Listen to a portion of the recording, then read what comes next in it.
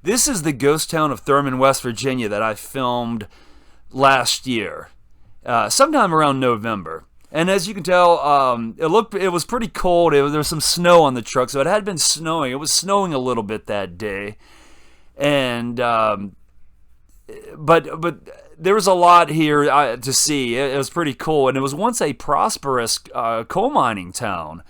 And I wanted to redo this or reshare this because I wanted to fix a couple things and add a couple things to the video that I didn't last time. But in this video, you'll see a couple banks. There's actually a mine shaft, the old mine shaft you can see. I don't film it a long time, but you do see it. And a coaling tower where they would load the coal on the train. But there's a few things to see, and it was a lot of fun filming this, and I hope you enjoy.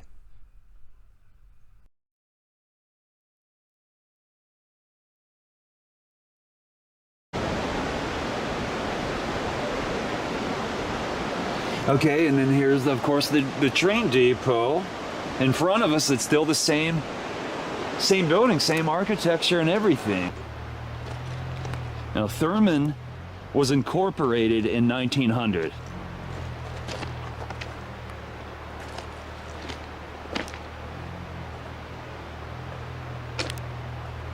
And because of the Chesapeake and Ohio Railway making a better route for the coal to be delivered, it made this land prosperous for a while, at least from the late 1800s to the 1950s.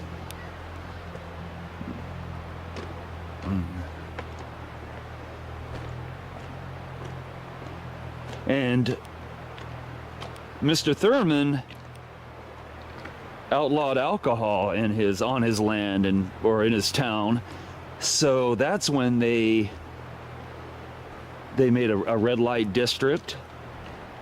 So they had kind of a brothel thing going on, and that was common back in the mountain towns, especially when Prohibition was going strong. In 1914, here's when Prohibition was put into effect.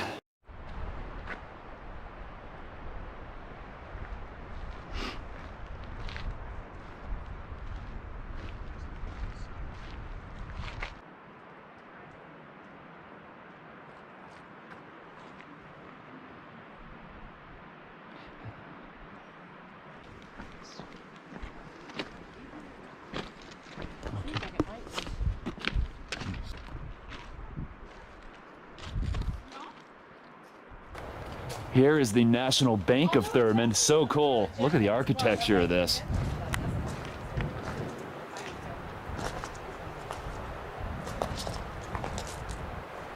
Back in its short little lifespan.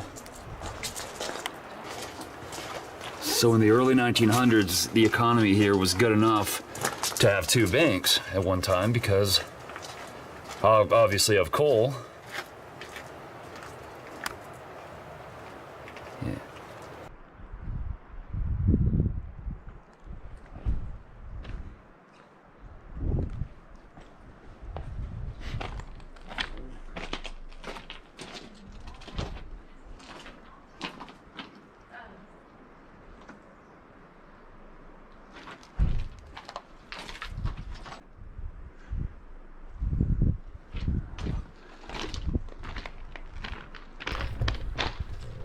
I believe this is the old mine shaft that you see right now. It's closed off now, of course, for safety reasons, but that is what I believe to be the old mine shaft.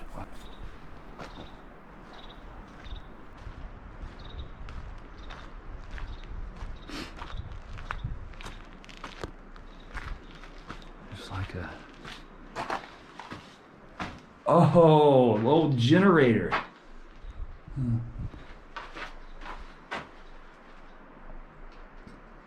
Breaker box remnants, all kinds of good stuff.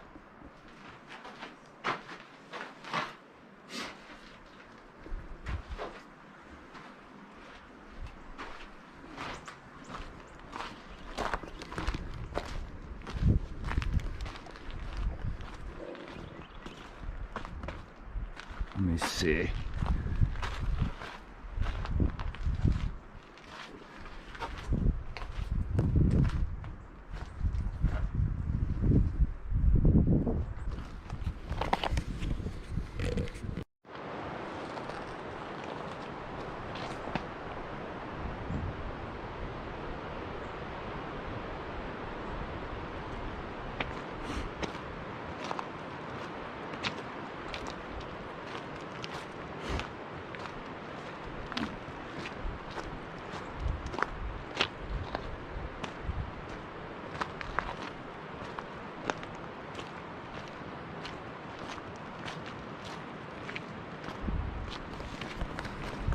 The Dunglen Hotel was over here in this vicinity.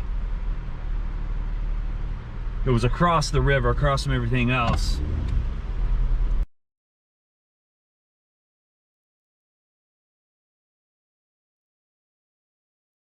Here was the Margie Richmond house. Sid Childers, okay. This old abandoned house.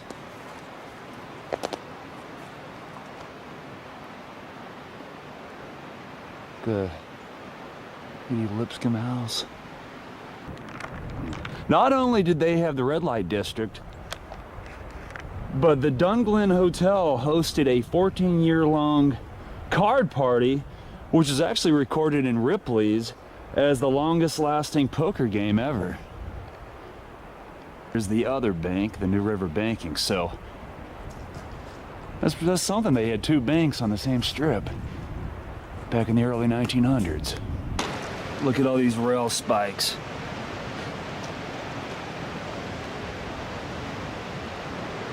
There's some more up that way.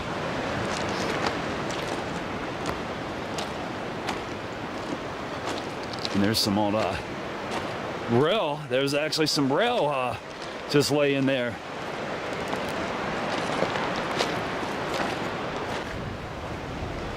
Here I am on the back side of the depot.